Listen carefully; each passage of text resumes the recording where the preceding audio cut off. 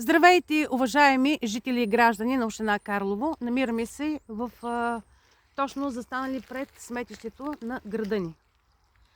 Ще ви върна във времето назад, мисля, че беше 2006 година, когато по предложение на кмета на града, господин доктор Каба Иванов, по негово предложение се реши в Карлово да бъде пред боклука от столицата, който беше 80 000 тона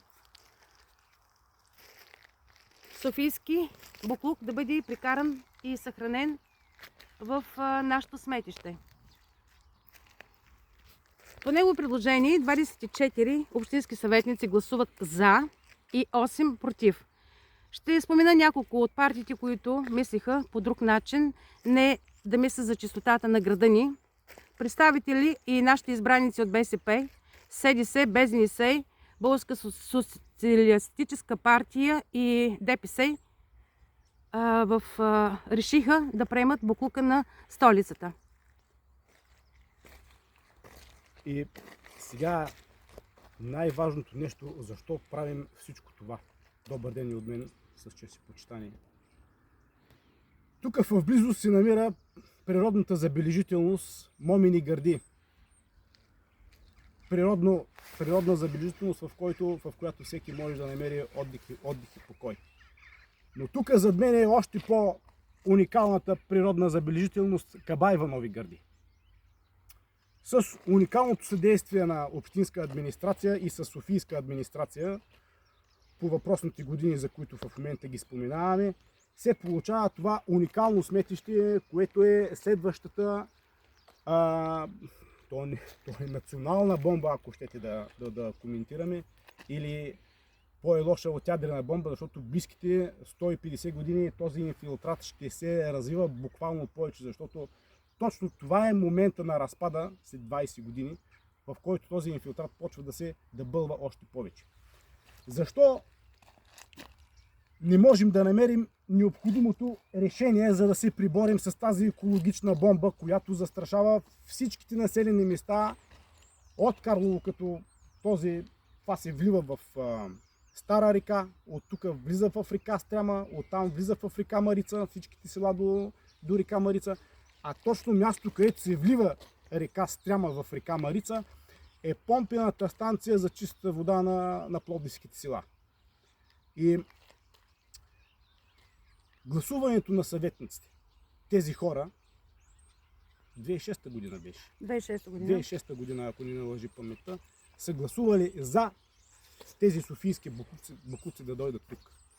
Само да добавя, колега, тогава на самото заседание присъства областния управител, господин Тодор Петков, който казва и се обръща към заседателите, гражданите, които присъстват в заседателната зала, е казал да мислим държавнически, а не сантиментално и да имаме родолюбиви чувства. Най-вероятно с тия същи са държавнически или родолюбиви чувства, които малко странно ги разбираме в днешно време, е имало и финансова подкрепа към всеки един от съветниците, защо показваме това? Защото може би тук на 30 октомври гласуването в Карловска сесия за построяването или учреждаването на общинските имоти, за да се подготви строителната площадка на въпросния завод за барут, който всички ме притеснява. Тези общински съветници, 17 на брой, 17 на брой общински съветници гласуваха почти по същият начин, по който са гласували съветниците за този софийски боклук. С ръчичка вдигната ръка за, а те не осъзнават какво причиняват на бъдещите поколения. Дали тези общински съветници са купили или не, ние не знаеме.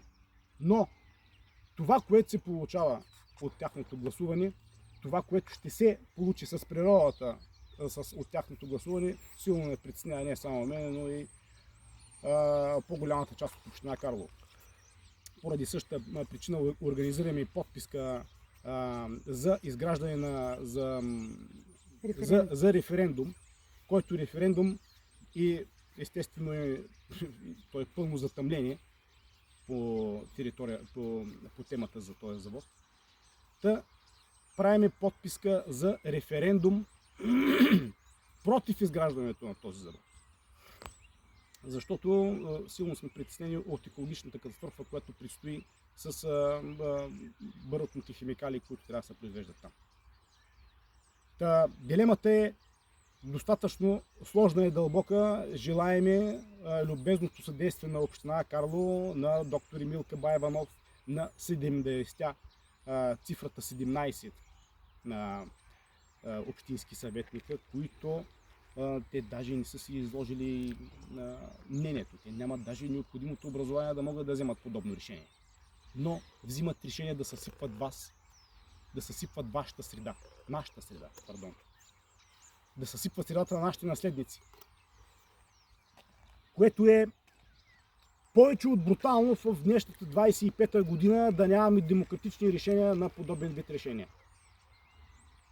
Вие трябва да прецените, дами и господа, кое е правилното и за това правим и полагаме тези усилия, за да ви информираме и да се приближиме към демократично и смислено общество, в което всеки има глас. Това е Кабаева Нови Гърди. Да ни е честито!